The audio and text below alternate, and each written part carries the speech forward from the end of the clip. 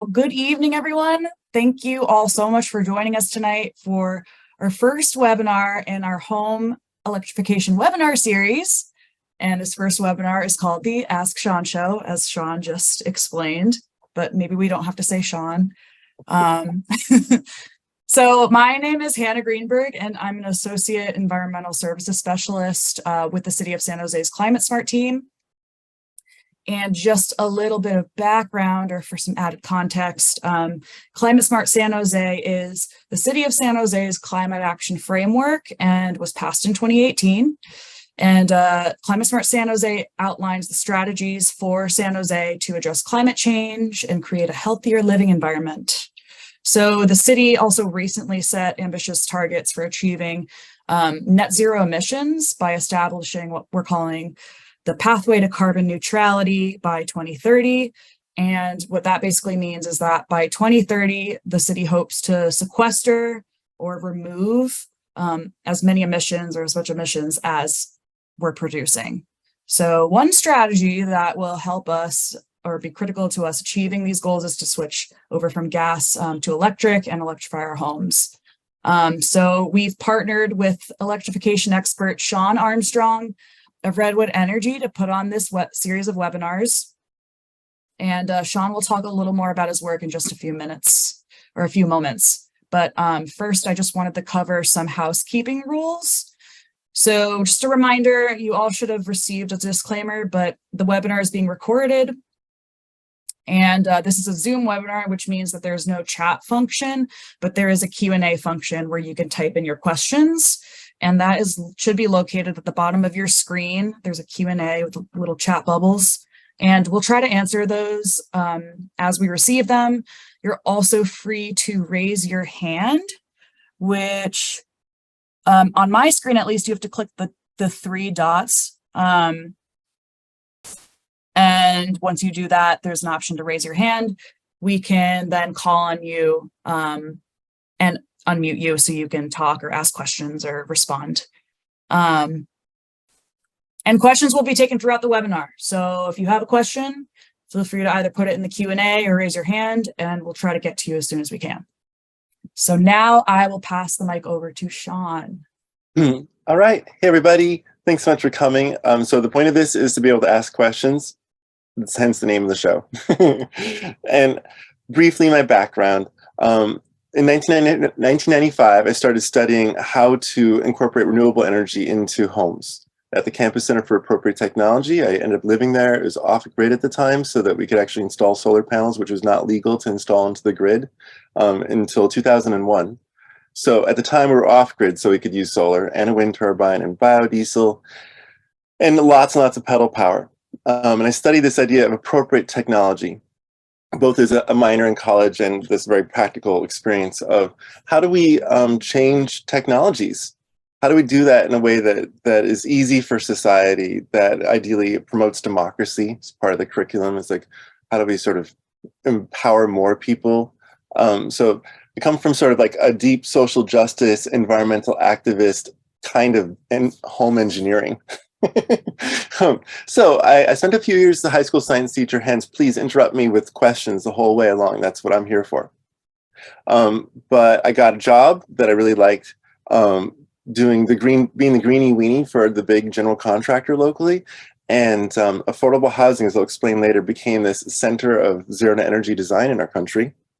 So coincidentally, I had the right education at the right time, and solar prices were falling and heat pumps were coming in. And so since 2011, I've been a consultant, and projects like to the right, those candy cane colored cute little houses over in Fort Bragg, that's zero net energy low income senior housing. And similar, there's project at the bottom, that's low income senior housing in Washington, D.C.'s Beltway. It's going up right now, 9-story tall solar wall facing the Beltway. And then my house in the lower left-hand corner. All right, so first, I want to tell a story about how old this is, how long we've been doing electrification on purpose to try to get rid of combustion. So as an example here, we have ice machines. This is one of the first uses of the vapor compression cycle, which is sometimes called a heat pump. But the idea that you had a vapor and that you compressed it, and that was a way of storing heat and releasing heat when you evaporated it. in this way that you could pull heat away from things like water and get it to freeze into blocks of ice and be delivered. So the beer companies were the first ones to really invest in that in the late 1800s. Heat pumps, quote unquote, were invented like around 1856. Right around there, there's a whole bunch of people who were sort of coming on it at the same time. So it's in that few years. But by 1934, 9 in 10 city homes had electricity, but only 1 in 10 rural homes had electricity. 9 in 10 in the cities, 1 in 10 in the countries. So during the Great Depression, part of the alphabet soup of regulatory agencies that were made by the Franklin Delano Roosevelt administration were the Rural Electrification Administration, which strung wires over 60% of our continent. To this very day, rural electric co-ops provide electricity to 60% of the landmass of our country. Then in the 1950s, the utilities got very serious about this. Pardon me, my cat would like out. 1,900 utilities banded together, and they hired a retired actor from Hollywood, the guy who just discovered Marilyn Monroe, Ronald Reagan. Ronald Reagan was then sent around the country for about 10 years, opening up nuclear power plants and advocating for clean nuclear energy. Energy is so inexpensive, it would be only requiring like a monthly metering cost, similar to what we actually have with rooftop solar today. Except, of course, with the recent and litigated NEM 3.0, where we no longer have that inexpensive electricity. But that was something that was part of Reagan's sort of promise to the nation. He became this great orator because he was traveling by train and opening up power plant after power plant. And he also had the #1 television show. He was the director and co-owner. Part of his wealth came from this success, where they had all of the Hollywood stars showed up and did theater in front of a live audience. It's theater, but filmed, #1 show on Sunday nights, and then they advertised electric appliances in the commercial breaks. So what was this all towards? I kid you not. It was the big success was 1962, getting an update. So they went from having minimum 60 amp panels, which required combustion, like required a coal stove or required a coal furnace, and it got up to 100 amps, so they could advertise clean energy, which included electric resistance at the time, saying now your house is not going to have coal dust in it or wood smoke in it. And that's 100 amps. That's what they needed in 1962, and it's still plenty enough today. I'm going to go through that a little bit. So in 67, remember this is 62, 67, Reagan is in office. His first law that he passed, not first law, but in his first year, passed the California Fuel Efficiency Standards, which, they're our Air Quality Act, essentially. That is what we still have today, which is why we've been able to incentivize Teslas and other electric vehicles since 1994. Tesla, by the way, is like a 2006 car. So 1994, we started incentivizing because of this law, because we still have the worst smog in the nation. 1970, our Federal Clean Air Exemption Act. So we also, once again, have regulatory authority over power plants. And then 1974, he also passes the Energy Resources Conservation Act, which sets up our own energy code for construction. All of these things were bipartisan agreements to try to clean up the air that everyone breathes and to lower the cost of energy, because businesses, regardless of what house you live in, you're paying a utility bill. Everyone needed energy to be affordable. Okay, 78, Carter is now dealing with not one, but two different oil shocks. 1974, the OPEC oil embargo, and 1979, the Iran hostage crisis. And so he puts solar panels on the roof, and he starts the National Office of Appropriate Technology, which set up demonstration houses like the one I got taught in, nationwide. And mine, unfortunately, my experience, that's the last of the demonstration houses. I encourage all of you to try to electrify your house and then show people, because that's how human beings are. We show each other stuff. So conservation is the only way we can buy a barrel of oil for a few dollars. That was his take-home message, his sixth principle of his 1977 address to the nation. Next big move forward in cleaning up our energy is the California Global Warming Solutions Act of 2006, which specifically called for all electric and 100% solar powered construction as the building code by 2020. We didn't get there. the utilities threw a ton of money behind saying that gas was not really an energy source in the word zero net energy. Only the electricity should be solar offset. And that was the definition that I personally struggled against for many years, saying, no, energy includes the gas. So zero net energy would mean you'd have to have solar rays to offset gas, which we all know is not only physically impossible, but is really inefficient compared to doing it with heat pumps. You need to include the thermal loads of water heating and space heating in zero net energy. So we have kind of gotten there now, as everyone agrees on that topic. It's true. Gas is energy. It needs to be included. But we didn't get to this 2020 goal, not in California and not nationally either, because the next year, the Energy Independence and Security Act of 2007, called for zero net energy federal buildings by 2020, instituted the first solar tax credits. The previous law also got solar rebates in California. But yeah, both because of the Obama administration and the Trump administration, we did not get to zero net energy federal buildings by 2020. Blame can be shared on that one. And then 2017 changed a lot of people's minds. My mother-in-law's family has encouraged me to continue to say to people, she's an environmentalist and she died in the 2017 Tubbs fire of smoke inhalation. She's one of those people. And we have not had an end really to the smoke season. Last summer was better. We've had a wet spring. We still have the hottest spring on record in the world, and it's going to be this way for the rest of our lives, just getting hotter every year, maybe a little dip once or twice. It is because of methane, by the way. 40% of climate change is methane. That's the leaked natural gas.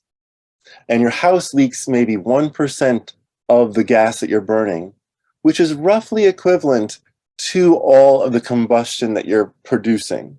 And once you get to 2% and 3%, which is at least as much as there is in the system, you are now creating this 10-year-long magnifying lens. Methane is only around for 10 years. So my whole family is traumatized by Nan's death, and I got very active in trying to organize laws that would allow California to ban gas, even at the city level. That started in Berkeley. And we've seen now the Bay Area Air Quality Management District, there's just finalized rules around 2027 and 2030 for phasing out water heating and space heating systems under a zero NOx standard. And CARB has similarly announced bans that roll in starting 2030. Everyone's targeting 2035. San Jose's got 2030. State's about 5 years behind. And hopefully every year we tighten that deadline. So all of us need to be aware that coming up, we will not be able to buy replacement gas appliances. At a minimum, that's happening for water heaters in 2027 in your city. But I want to tell you that this is not a problem. In California, note that only 8% of construction is all electric.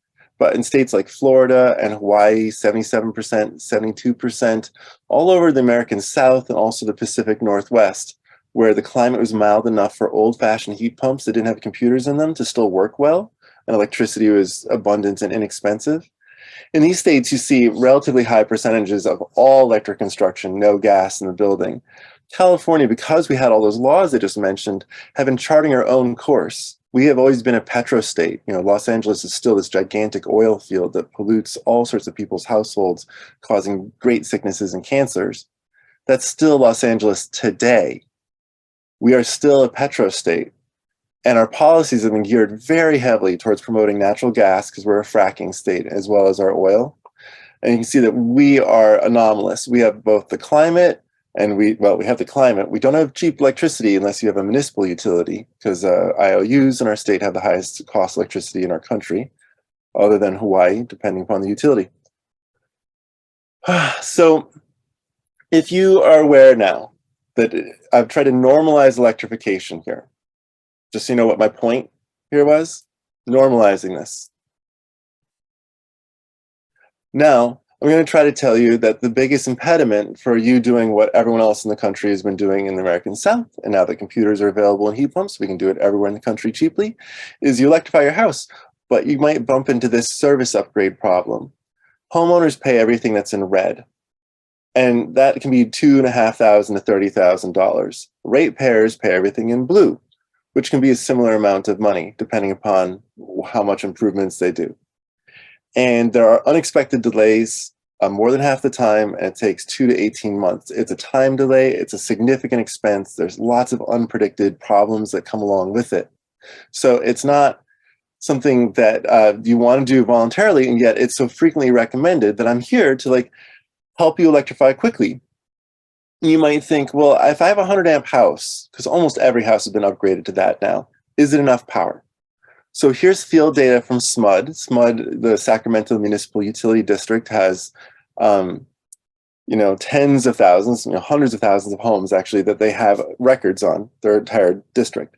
So you can see here that in blue, these are homes that have gas electric hybrids, and their homes are peaking. The average essentially is at about like 23, 24 amps out of the 100.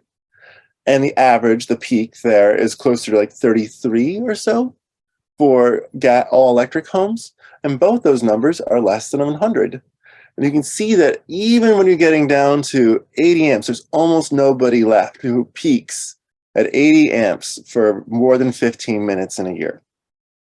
So essentially 99% of households, according to SMUD data, could do it now with no energy efficiency incentives or investments, because note that many of these homes are using electric resistance for water heating and space heating instead of heat pumps, because they're older houses built back in the day when all electric was popular. And then it fell out of favor, and now it's popular again because it's still a great idea. One sec, my cat would like to come in again. Here's the last time. Right. So this is an example. It's a house about 3,400 square feet up in Los Altos Hills. Lisa and Steve Schmidt, they've been electrifying their loads, and they've been doing it without upsizing their 200 amp panel. So their two Teslas have this black box here. It's called a NeoCharge. I'm going to show you other ones, Simple Switch, etc. A whole bunch of them that can do this job of balancing two electric vehicle chargers off of one outlet. And so it might mean one charges and then the other, if you set it up that way, or it might mean they both charge at the same time, but they're not going to exceed, say, the 30 amp limit, which is tons and tons of electricity for vehicles. It gets them charged very quickly, even when they're using 15 amps, definitely by the time the night's over. And you can set it. They also do this. This is actually how they've wired their water heater and their stove. So the water heater on the left and the stove on the right, they have this really fancy stove with a pop-up Bosch like fan, etc., and then a separate oven. So that's balanced with their water heater. And when they're cooking, which isn't like tops an hour a day, that's 1 hour of the day spread over 3 different cooking events that the water heater can't operate.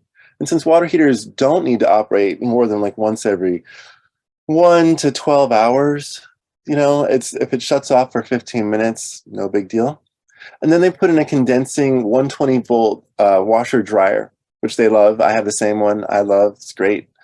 So, and all those things, they didn't increase the amount of power they needed. They 3,400 square foot house though. They recently put a nice big 5-ton heat pump, probably a little too big though, I'd argue.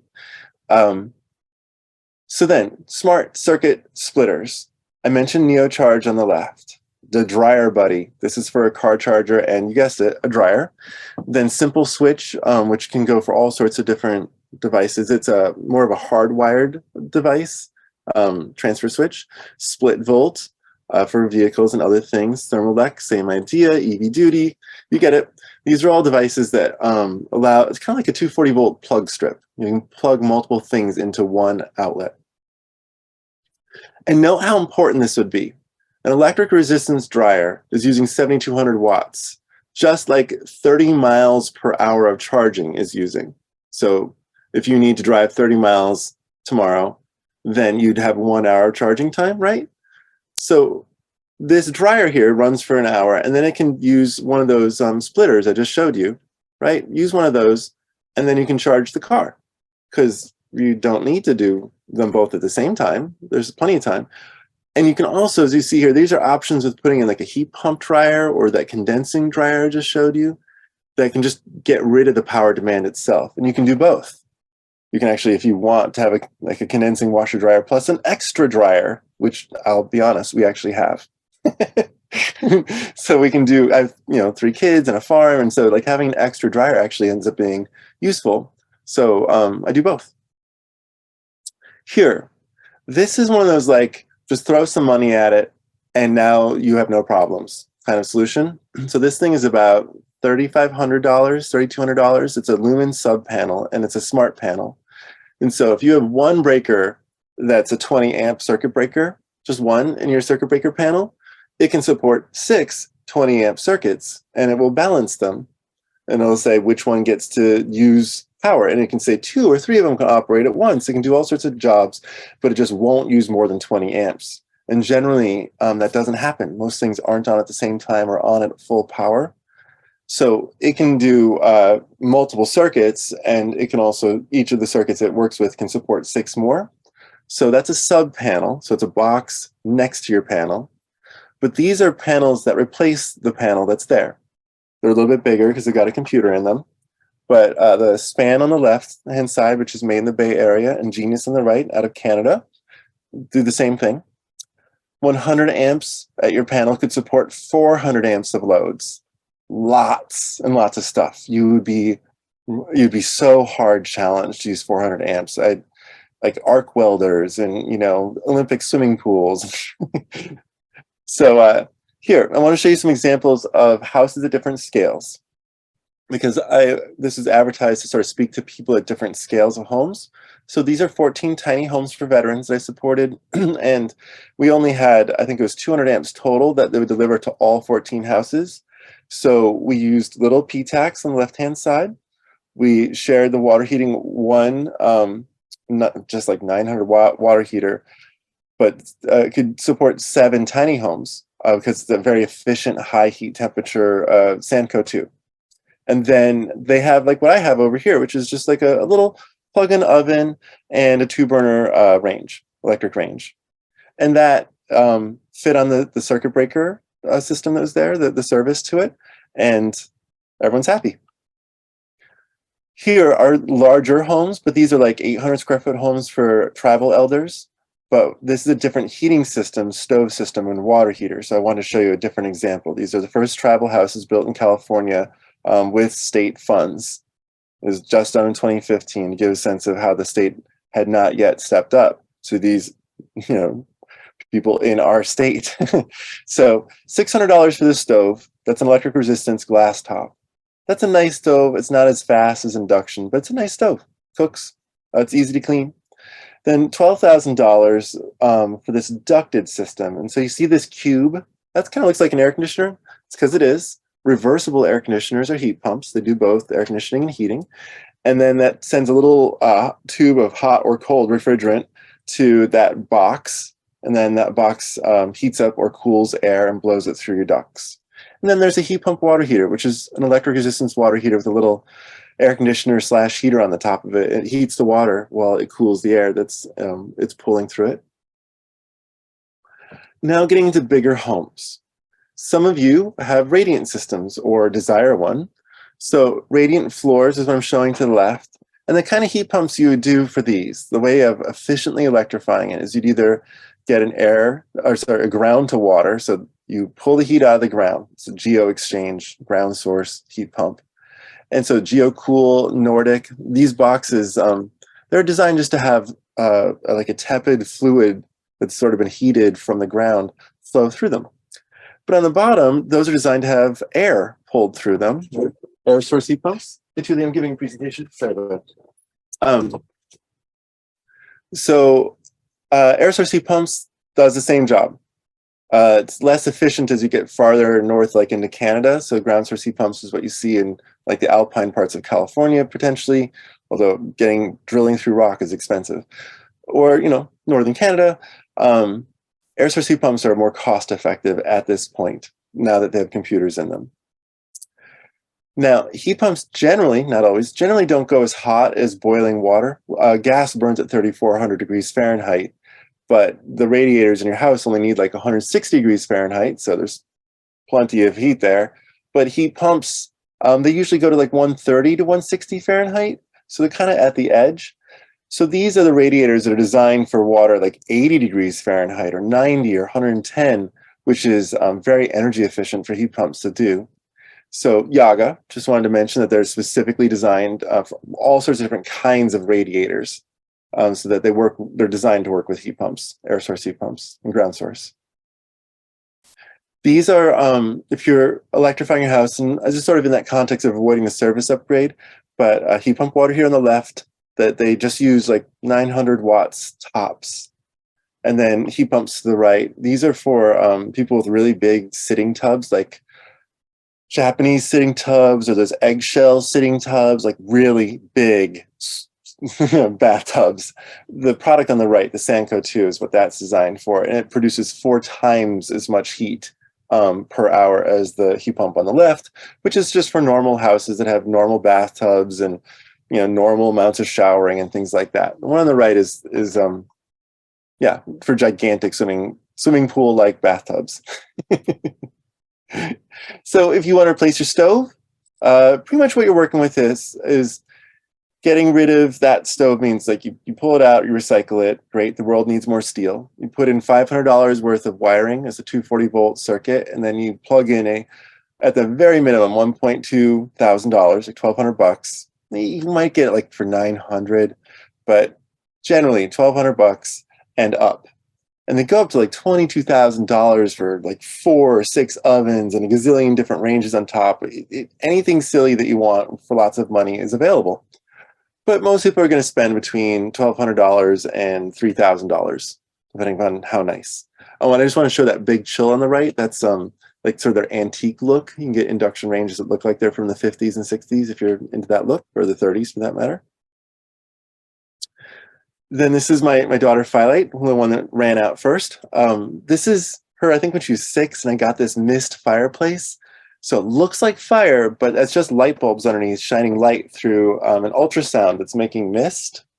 And it's a theater effect. It's very old, like 50 years back. People have been using ultrasounds to make mist for theater. And this is just that, like mist floats up, it's super fine. It doesn't even wet your hand. It's ultra fine. And then it's lit up with light, and it looks awesome. And it's totally safe to stick your hand in. You can put it on a table. You can, this is my tiny house here, so you can see a Christmas tree next to it. So here are options from the left. This is a heat pump, which is usually the most efficient. A kind of dryer, it's ventless. It's easy to plug into a building because you don't have to cut a hole if that's the situation. You want to add a dryer. In the middle, this is an electric resistance vented, sort of standard, classic, how you do it in America. But most of the world uses what's on the right, which is the heat pump. Condensing, pardon me. Condensing dryers, and this is an all-in-one condensing washer and dryer. And all 3 of these are 120 volt, plugged in anywhere in your house. So if you want to electrify your dryer, this is like the easy, cheap way, and you have lots of options. And if you want to put a 240 volt line in, more power to you, literally. And just be aware that you have a power budget, and if you go past it, all sorts of expenses and delays happen. And there's lots of ways to do it, right? Like I said, the span, the lumen, all sorts of options here. Tons of barbecues out there. If you want to barbecue outside, Weber's gets the biggest, best stars everywhere. Swimming pools. This is where I go swimming on Sundays with little Firelight there. So you can see the solar thermal panels below. That was a $30,000 installation. And they replaced the entire thing and the gas boiler that was additionally doing the work in the wintertime. And they put in I think it's the Hayward, or maybe it's the Aquacal, I forget. But it's one of these heat pumps that are for pools specifically. And they run it off of solar electric panels. The bills have gone down, and they have it much warmer in the wintertime. And just so you know, there's like pineapples and bananas and sugar cane and all sorts of cool flowers in this little greenhouse. We're farmers, and so this wealthy couple has been so appreciative over the years because they're foodies, with all of the chickens and lamb and cool beef products and such that we serve as part of the CSA here. So that's how we got the in on swimming in the fancy swimming pool. So when they electrified, everything got better. It's just a couple of years ago. It was delightful. And then I want to show you what luxury looks like. This is the Silent 120.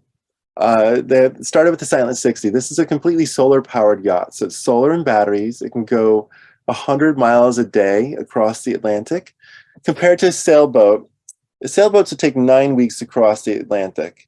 This boat would take about 5 weeks, between 4 and 5 weeks, and a gas boat would take about a week and a half. So it's definitely slower, but it doesn't burn any gas. It's just off the solar array. and it comes with a heat pump hot tub.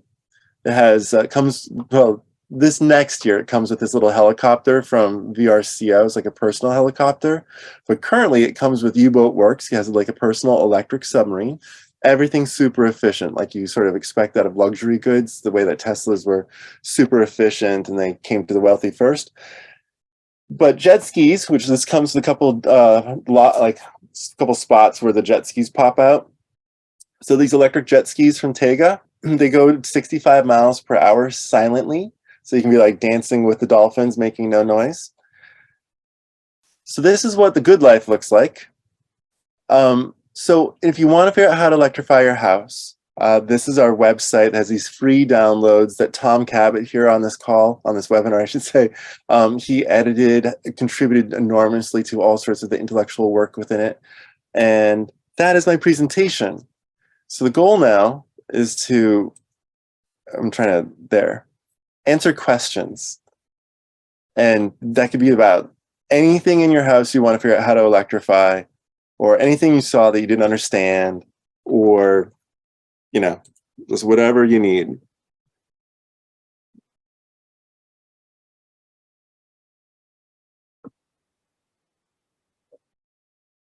And feel free to either use the Q&A, or again, you can raise your hand and we can go ahead and unmute you. Okay, I see Galaxy, S9 Michelle. Okay, all right, you're unmuted. Galaxy, do you want to unmute, or have you tried to unmute her or him? Oh yeah, you have the ability to unmute yourself now and talk. Michelle. There. Yeah. Can you put that website up again, please? Yeah, redwoodenergy.net. I'm sorry? redwoodenergy.net. And then on that, there's a tab for research. And so these publications, I call them research because I'm a nerd and I'd like to consider myself publishing research. Okay. Thank you. Thank you very much. You're welcome very much. And Viri, I think you had some questions you were going to spice the conversation with. I do. I have a question. So I just purchased a home. I have a 120 amp panel. My AC didn't work, but I was okay with it because I was thinking I could just go electric. I had a contractor come out here and they said my panel's too small. So I guess, how do you navigate those conversations, and how do you, as personally, as someone that doesn't know much, how do I respond to that? And how do I say you're wrong to someone that's a professional, and what can I show, or any advice you have there? Well, I don't know what they saw when they looked at your panel, but so can I ask some questions like, how big is your house? How many square feet? That's a good question. Like The 1,000? living area, 1,400. 1,400. Yeah. Okay, so a modest house, and so you need like a 2-ton heat pump. Yeah, that's exactly what 4,000 I had. BTUs. So a 2-ton heat pump should be a 20 amp load or less. Tom, does that sound about right? Yes, it does. Yep. 20 Okay. amp load or less, you said? Yeah, 20 amps out of your 120. Wow.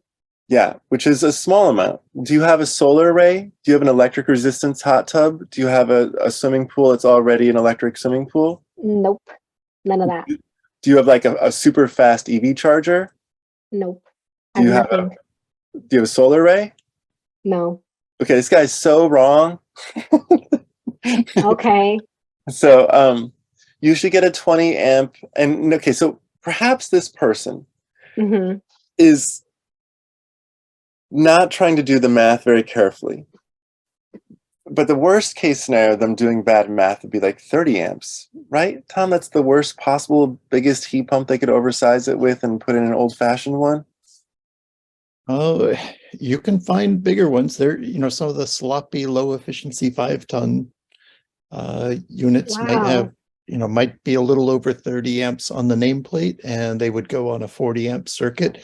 But, there's just lots of confusion by people not really knowing how the code works, and that it's the nameplate ratings that matter in the in the panel math, not the size of the circuit breaker you put them on. You have a So, system? yes. Okay. So this Carrier brand is an example.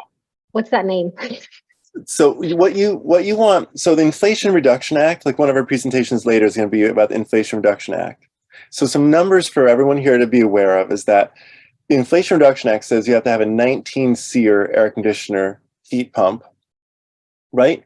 So if you tell this person, you say 19 SEER, that's my minimum efficiency, and they go up to 42 SEER. So it's not like you're going to some crazy place with your efficiency. 19 SEER minimum. And an ducted system, it goes up to 26 SEER. And that's, you're trying to get something that's 19 SEER and a better, and you want a heat pump. And what that's going to do is avoid having electric resistance backup. Instead, you have a computer in it that does the work of keeping it running efficiently to cold climate temperatures. Like, I don't know, maybe it gets to be 25 in San Jose on a really bad night.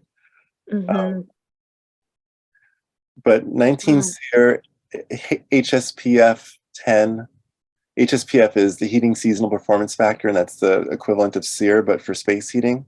So you'd like to have an HSPF 10 SEER 19 system or better for 20 amps, and tell this guy just to install it. Okay. Just install it. And then what if one day, like if my water heater breaks, which, they always do, would I be able to get a heat pump water heater and still have the same panel size? Okay, so the great news is that the reason I was focusing on this 900 watt heat pump water heater is because they used to be 4,500 watts, but they've invested in efficiency and also storage so that these tanks store at really hot temperatures. They only give you 125, but they store at 140 so that you have lots of extra heat. They've gotten rid of the electric resistance backup, quote unquote, which is not even as good at backing up as this strategy they discovered through lots of research that we also got to help out with.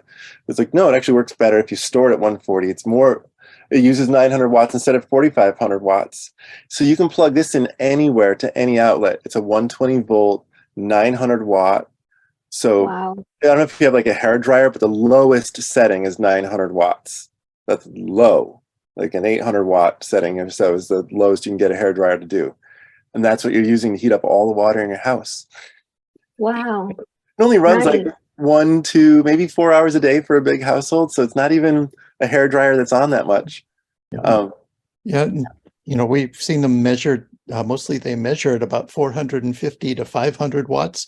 But in setting up the specification and talking with the manufacturers, they were all just trying to make sure they stayed under 900 watts in order to be able to put it on a shared circuit with other things. I'd say the same thing here with this one on the right, and Tom's right. You don't have to assume that's 900. The Sanco on the right, which produces 4 times as much heat as the one on the left, it is using carbon dioxide and a way more efficient heat pump to get this work done. So it's also using about 900 watts or less. These are both. So you can have if you have just a 1,400 square foot house and you don't have one of those gigantic eggshells bathtubs, do you or don't you? No, I don't. Okay. So then you want the one on the left. You might want and how many people are in your family? 2. Household? 2. And a dog. You wash the dog after? Yes. Yes. Okay, so maybe like a 50-gallon tank is what you need. And they make them as small as 40 gallons, but it's not a big deal to go up to 50 gallons. But if you're a little bit budget constrained, go to a 40-gallon tank because you will not run out. I personally have a 7-gallon tank that I store, and I don't run out of hot water when I shower. Just the 7 gallons of hot water, just for one shower. That's plenty fine. I have a 1.5 gallon per minute shower head, so I invested in some shower efficiency, but it's a great shower. So, Nice. yeah. Anyway, so 40 or 50 gallons, depending upon what you want to spend. And it's if you just look down there, it says Proterra plug-in 120 volt dedicated circuit. And they make them with and without dedicated circuits, so you can. Depends upon, but it's still low wattage. It won't trigger service upgrade regardless. Right. I think Nice. that dedicated circuit one, they're using 2 of those 450-watt compressors. So, Yeah. so maybe that's the difference we're talking about in the 900 versus 450. Yeah, I think that I think that I have this mislabeled down here because the dedicated circuit one I think is a 1400 watt. So sorry, a little bit of misinformation, but there is the 900 watt one, and that's not dedicated circuit. And there is a dedicated circuit one that's 1400 watts that Tom just mentioned had 2 compressors in it. Regardless, they can plug in with 120 volt and not affect your panel size. Sorry, froze there. Awesome. Thank So you. yeah, you don't have to worry about it. You can electrify everything with your 120 amps. Nice. Yes. What about your stove? It's electric, All right. but it's one of those, it's not, I don't know how efficient it is. It's a Whirlpool. It's like the glass one, the glass top, and I don't know how efficient it is. I haven't looked into it I do. to get like induction or you do what? It's bad. Yeah. So a gas stove is about 25 to 30% efficient at getting the heat into your food that's there. Then an electric resistant stove is about 60 to 70% efficient, depending upon how flat your pan is. And then induction is about 75 to 90% efficient. Mhm. So yours uses half as much energy as a gas stove, and you could still cut a little bit off more if you did induction. But Yeah. most people do induction because it cooks faster and it's safer, not because it uses less energy, because people don't use that much energy for cooking. It's like 40% or 50% of the energy used in your house is for space heating, and 40% or 50% is for water heating. And then the rest is just cooking and drying combined. So it's in like 10%-ish level for cooking and laundry. So you don't really do it for efficiency. You do it for better cooking if you want to go to induction. Nice.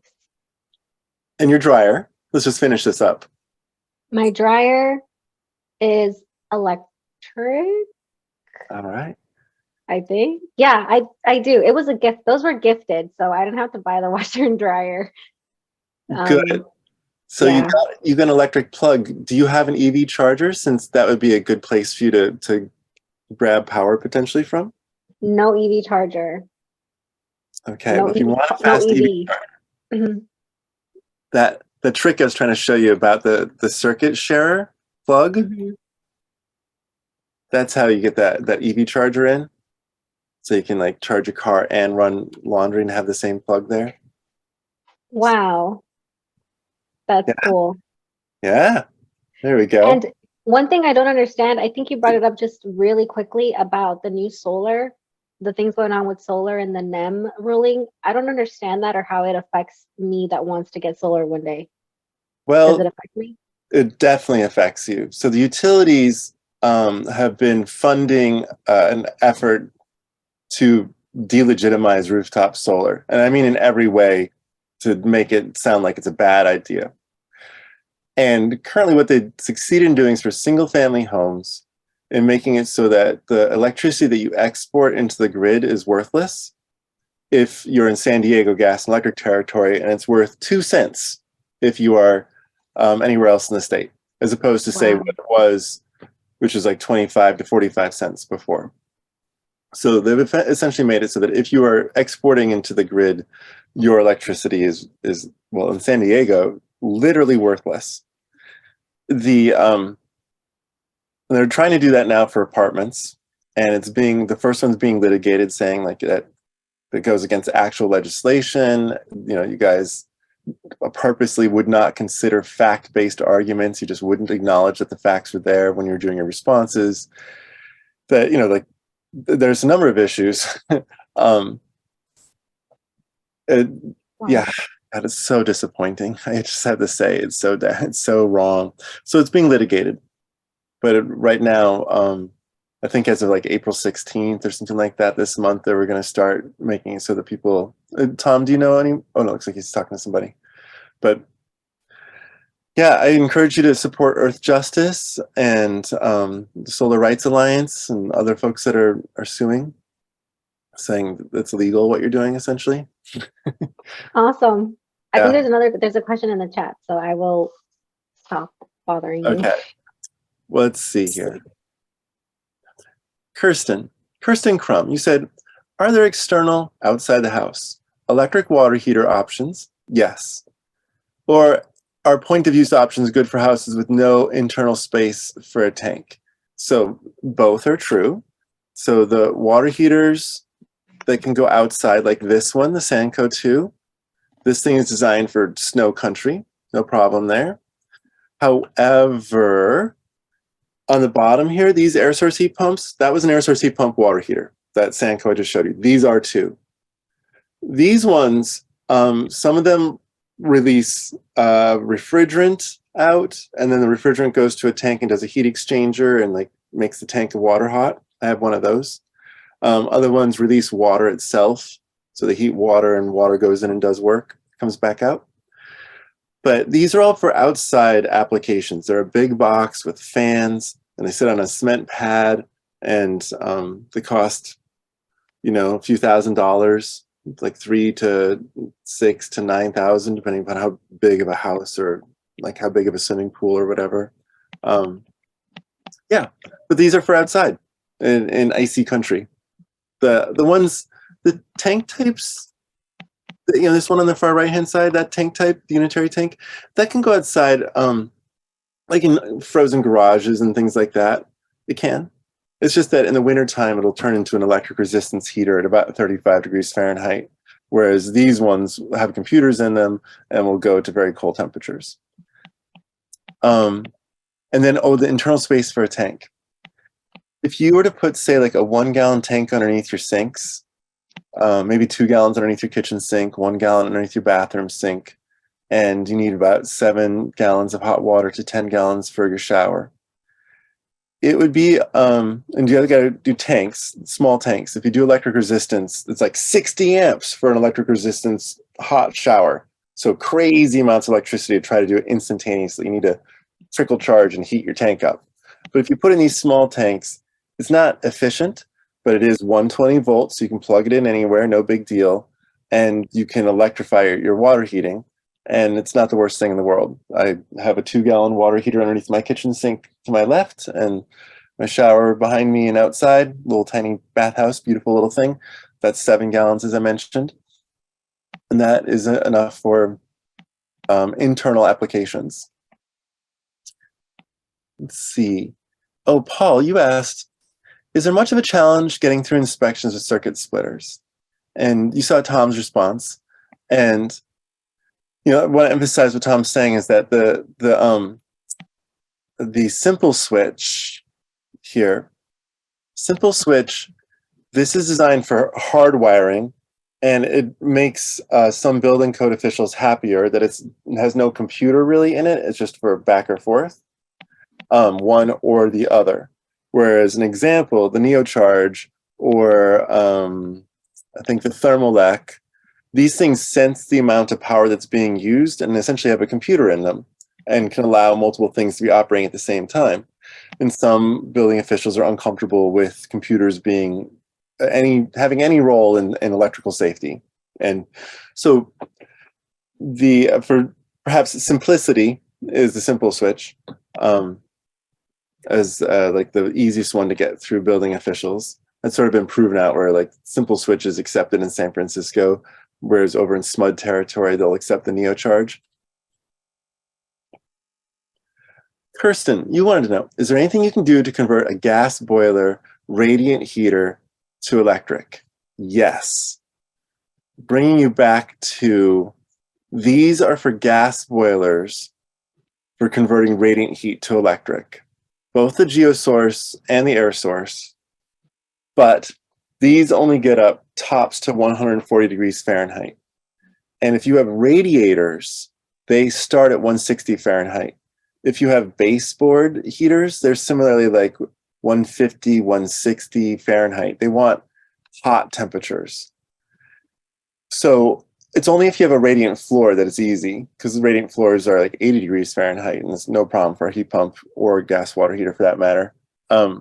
So when you're doing when you're trying to keep your infrastructure around your radiators, then you're going to struggle. Then instead, what you'd have to do is get a heat pump and an electric resistance water heater. So you'd heat the water, say up to 140 degrees Fahrenheit, and then you'd heat it up with an electric resistance tank to say 160, and then you'd send it out into the house, and hopefully you'd have everything arranged so the water would come back cooled off somewhat to the heat pump water heater to like at least 130. 120 Fahrenheit. They'd have to cool it off because the heat pump doesn't work well if there isn't at least 10 degrees between what temperature it comes in at and the temperature you're trying to get it to. If it's like 5 degrees difference, it's a problem. So there's a little bit of technical work to do it. That's why I was recommending that you look at replacing the radiators, I'm sorry to say. Just because if they're designed for really hot temperatures, we don't have heat pumps to do that work very well. Kirsten, does that answer your question? Hopefully it does. Let's see here. Are there any other questions? See Tom type in. And Yeah. We have a question from Michelle again. She says, I have an on-demand water heater. Should I think of converting? Roughly, what would be the cost of converting a furnace/AC unit to all electric? And then she said, my furnace runs on gas, but of course it has a fan. okay. You have an on-demand water heater. Should you think of converting? Yes. On-demand gas water heaters leak about 1 to 1.5% themselves. And so they are a huge methane, they're a hot spot in people's homes. They make large puffs of unburnt methane. So as a climate issue, on-demand gas water heaters are one of the worst things in our houses. What it would be the cost of converting that, if you have the space there for the water heater, you're going to buy a water heater for $2,000, $2,500. That's what heat pump water heaters cost. And then you're going to install it for a few $1,000s. Now, what would be the cost of converting a furnace AC to all electric? The furnace AC types. So this carrier metal box here, this is what a furnace usually looks like. It might be a little bit longer, but there's basically a gas burning box and a fan. It looks almost exact same as this in size. They frequently are the exact same size, but sometimes they're a little different, whatever.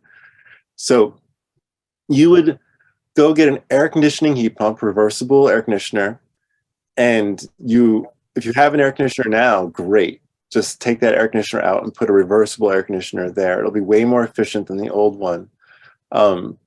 Instead of like the old ones like SEER 12, SEER 13, you'll have a SEER 19, as I said, to 26 for this ducted system. So you might be using almost half as much energy potentially. And that same metal box now, that would be not an air conditioning box. If you had an air conditioner, it would now be a heating and cooling system. But the same idea is if you have a gas furnace there, put the air conditioning and heating box where the gas furnace box is, and you just got to put this metal fan box called the condenser heat pump. You have to put that outside someplace, run a refrigerant line to wherever your furnace is now, and where you've replaced the fan coil box with your air conditioner heat pump one. And how much is that going to cost?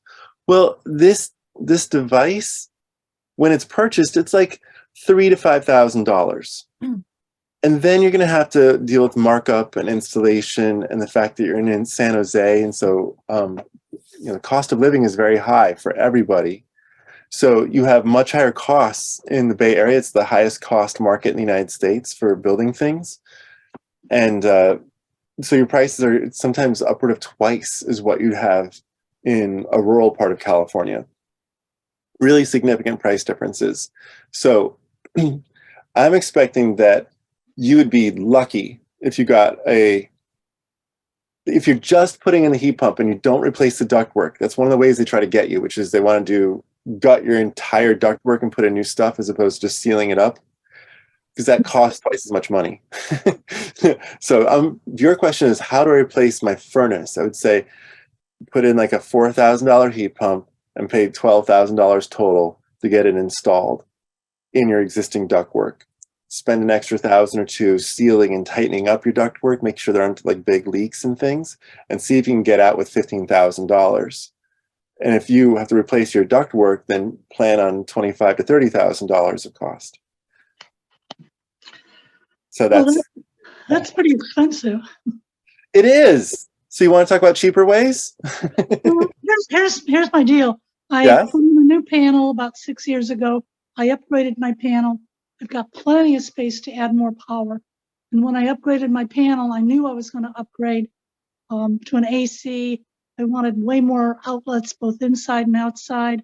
I am space constricted on that water heater. The code has changed. My house had both the furnace and the water heater in a closet. Code now does not allow that, which is Right. why I went to on demand. So Well, yeah, I guess so. Yeah. I'm wondering if the reason it didn't allow it is because you had gas combustion devices, and like the furnace could be pulling air and sucking fumes out of the water heater, for instance, and those two things could be having two gas burning devices in one closet could be dangerous, I think. Could be.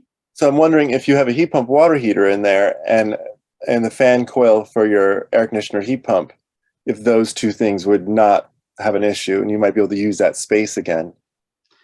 Yeah. Would it fit Okay. a tank water heater back in? It won't fit there. I'd have to run new lines and either put it in a garage or put it outside. Okay. So where's your gas on demand water heater now? It's in the closet where the tank was, next to the furnace or across from the furnace.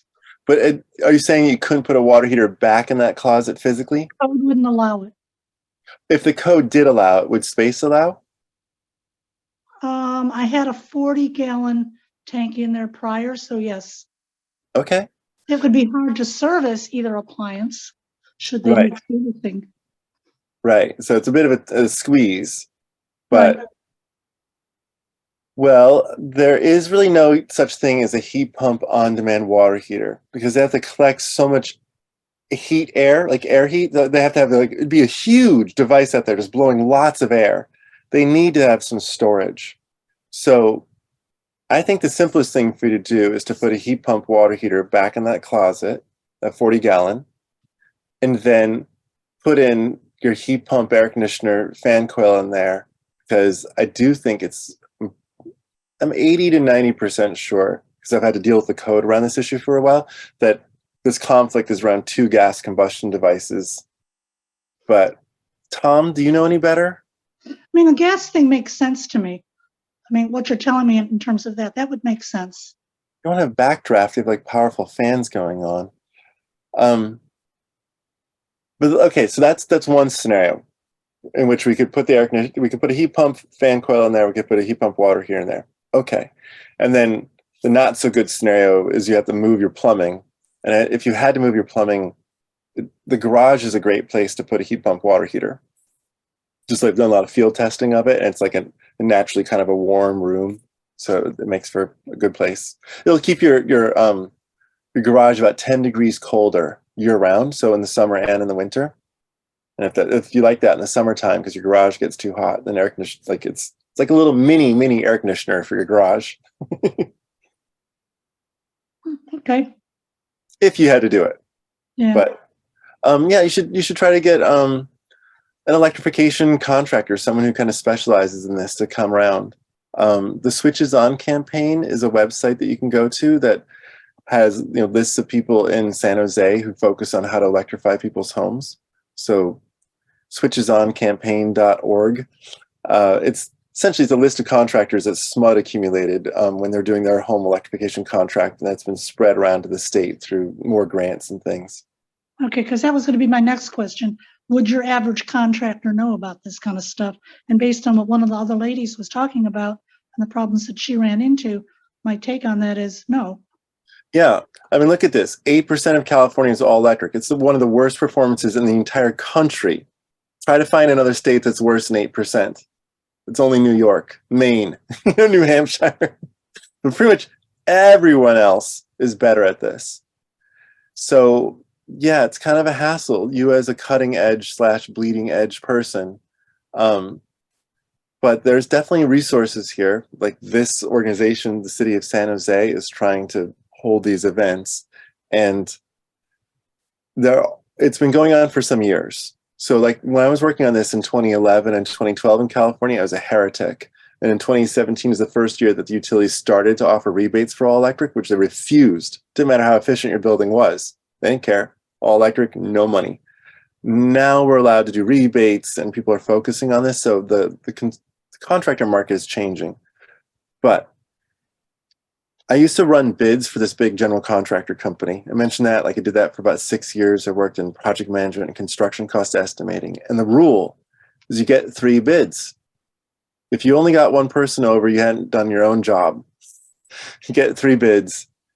And if you don't get 3 bids, get 2 bids, because one of them will be more competent and one of them will be less expensive. And it might be the same person or it might not. You have to make some choices about it. Do you want to pay for competency? Or do you want to pay for a little bit less competent, but it'll be okay. You hope. And sometimes competent people make mistakes. Everyone makes mistakes. So that's, I think you want to have someone who, if you have an HVAC contractor come in and you say, I want you to put an air source heat pump there in that closet with that same size box, you know, don't mess up this closet. And then you had a plumber come over and you say, hey, plumber, I would like you to put in a heat pump water heater in this closet. I think you'd probably get them to both do it. If you had like at least 2 of them to come over, one would be like, okay, yeah. And once you have just a heat pump water heater in there, all it is just like a tiny air conditioner. It's so safe and easy. Yeah. Okay. Thank you very much. Well, you're welcome very much. I hope it works out. Now, Margaret, go ahead. Really quickly, Sean, do you mind showing folks, I can't type my own Q&A, but showing folks what the Switches On website is and how to find a contractor really quickly? Yes. I put it in the second answer to Kristen Crum's question. Okay.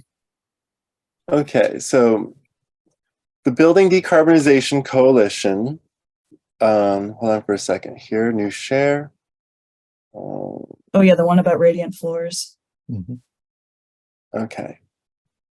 So Switches On campaign, switching to electric, healthier than ever. For contractors, make this switch, find a contractor. Okay, you want to make the switch, you want to find a contractor, or you want to find incentives.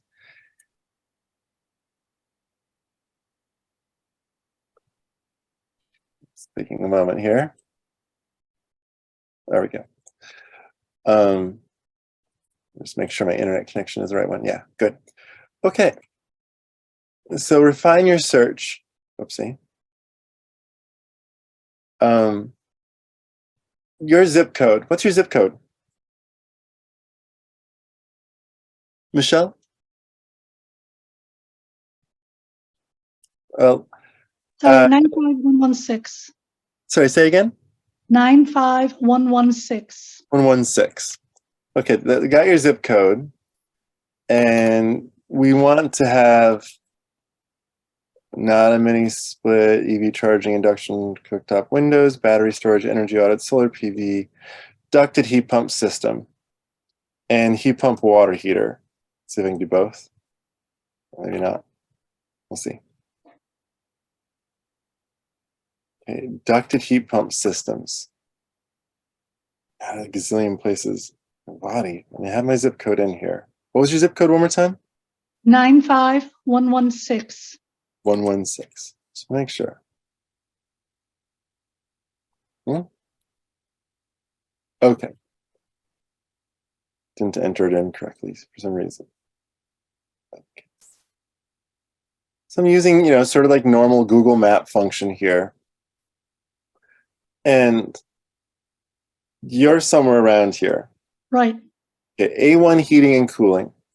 Now, what it means to be in this database, it's not just anyone who's an air conditioner. What's happened here is they've gone through the tech program already. The tech program is a state-funded rebate program where when you go through, you get vetted. And so they have to check 2 of your references, call them up, actually talk with someone and confirm that this person is okay. They have to have at least 2 Yelp stars, not great, but at least 2 is a threshold, and an interview. And they have to have done at least 1 project through tech before they can get into the database of people who are reasonably competent at what they do. And we also check, when I say we, I'm on the board of the organization that runs this database, Efficiency First California. So we also check their contractor's license to make sure they're a legitimate contractor. So these are the basics. They're a contractor. They've got a couple Yelp stars. 2 people of their previous clients have said they were good, and they've gone through the tech program so they can fill out paperwork. And it's that's what it means. And so these people, you can call them and say, California Heating and Cooling, you know, got the view the contractor profile. They all have very similar names, but at least they've been vetted. They know how to do heat pumps. Ducted heat pumps is what these companies say, I know how to do this. And let's see if we can do the same thing for water heating. Heat pump And water. you can scroll down also. You don't have to do that right now, but you can scroll down and see a list as like an alternative way to check them out. Yeah, sorry, I was using the map, but exactly right. As you go down, and there's pages of them. Okay, so I just want to put out there that Emerald Eco is one of these companies that does it all. And as you go down this list, you can note that, you know, this one is doing ducted heat pump systems and heat pump water heaters and installation. Blue Rock Home. These folks are doing battery storage, okay, doing solar PV, panel upgrades, induction cooktops, heat pump water heaters. This is like a full service one. Emerald Eco is a prominent business that is specializing in the entire house. And carbon zero buildings, right? See, they do it all kind of thing. And you might want one of those companies for what you're trying to do it all. Comes to Bella Builders is someone who will come in and do an integrated design. You might want that, but you might pay for their special treatment. So would it be fair, or would it be not fair, to ask any of these folks when calling them how long they've been doing this type of work?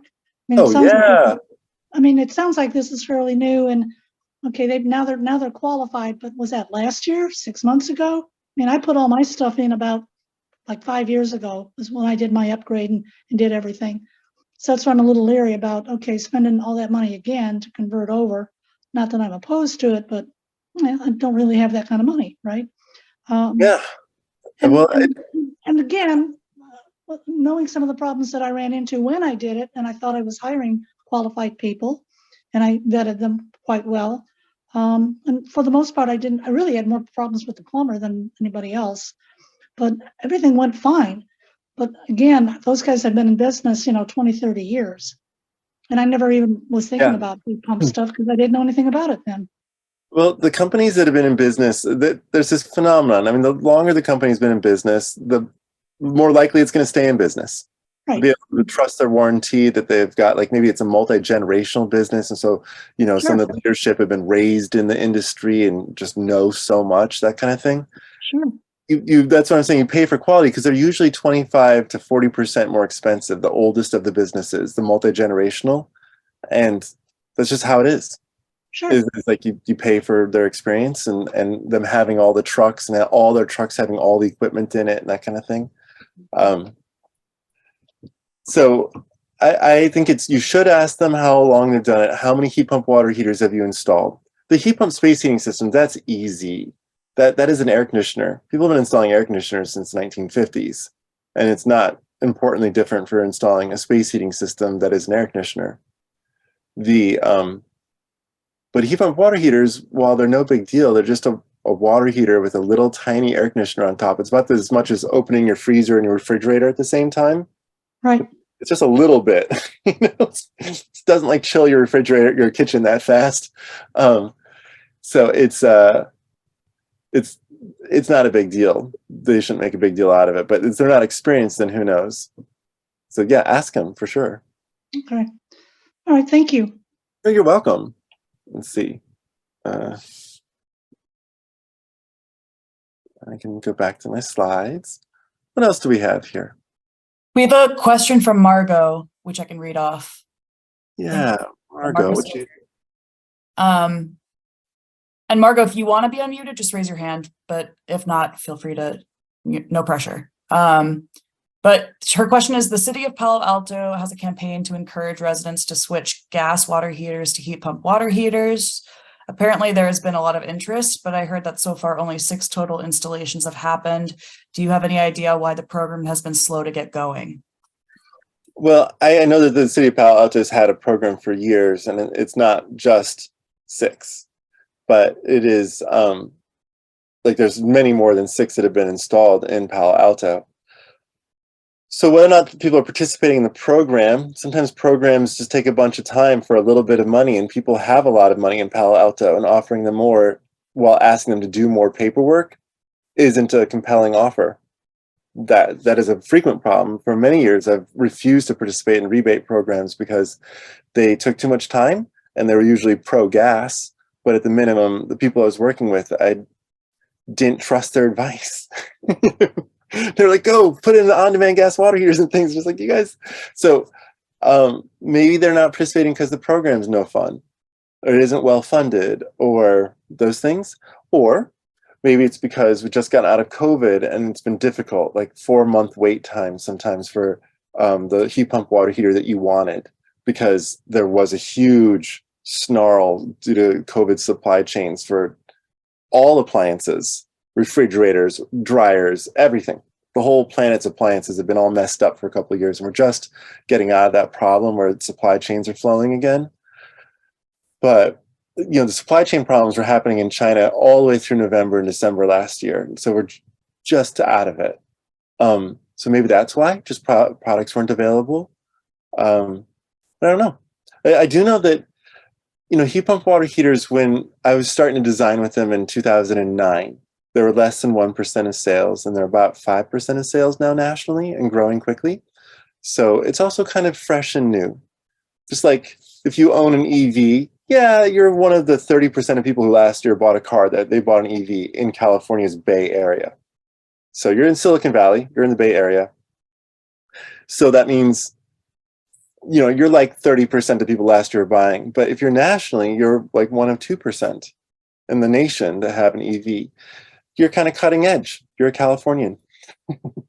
And so that's why maybe Palo Alto people are just starting to catch on. But I showed before how when the Bay Area Air Quality Management District's regs kick in for water heaters in 2007, and also in like probably the year or two before them, and people realize that their water heater is not a good idea, they'll never be able to replace it again, then you're going to start seeing really seismic change. You're welcome. So Paul, you're asking, I'm thinking of waiting to get an air source heat pump until the IRA upfront rebates are available next year. Are you crazy to wait? Depends upon your income. There are no rebates available to people who make above 150% of the area median income, which might be like 70 grand in San Jose, 60 grand, might be even lower, like 55. Depends. Area median incomes are not averages, which are pulled up. Medians are like the middle number of the population. So if you are making, say, 100 grand a year, you probably don't qualify for any rebates, but you do qualify for a tax credit. And the tax credit is up to $3,200. I think no more than $2,000 is towards the water heater. And let me just show you this tax credit 1 second here. Oh, just give me 1 moment. I have a whole cool Inflation Reduction Act slide deck because this is what everyone wants to know about. Okay, new share. Okay, so you're talking about the HERA rebates. The HERA rebates, 100% if you're less than 80% of the AMI. You're probably not. You'd be living in low-income housing if you were, which maybe you are. And then 50% of the rebates, these are rebates available if you're at the 80 to 150% AMI. Very lucrative, but it's pretty much designed for low-income housing. That was Manchin's requirement for this, was that it go to low-income households and moderate-income households, but not high-income. But here is a tax credit, 25C. This provides 30% a tax credit for your electrification, up to $3,200 a year. You saw annual credit for heat pump water heaters, no more than $2,000. So if that was 30%, then your heat pump water heater is roughly $6,500 to install. which is expensive, but that could happen to you. $6,500 is a price you see often in your area, even though elsewhere it would be $4,000. But San Jose is San Jose. So this is the one I think you should look at, is the 25C.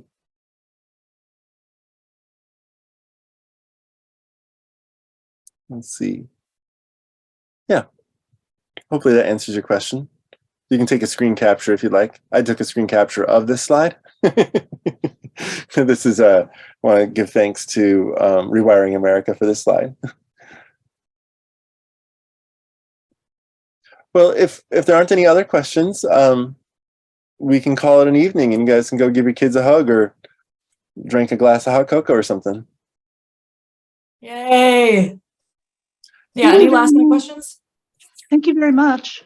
Oh, you're welcome, Michelle. Very informative. We'll be doing more of these, and you're welcome to come back and report out if you're having hassles and things. We can continue to try to help you out, because this webinar series is mostly for single-family homeowners. One way or another, we're sort of here to help you people, the people who show up at this. Even no matter what the topic is, we're here to help. You know. The next webinar that we're having in 2 weeks is on rebates and incentives. There. So stay tuned. If you're interested, sign up.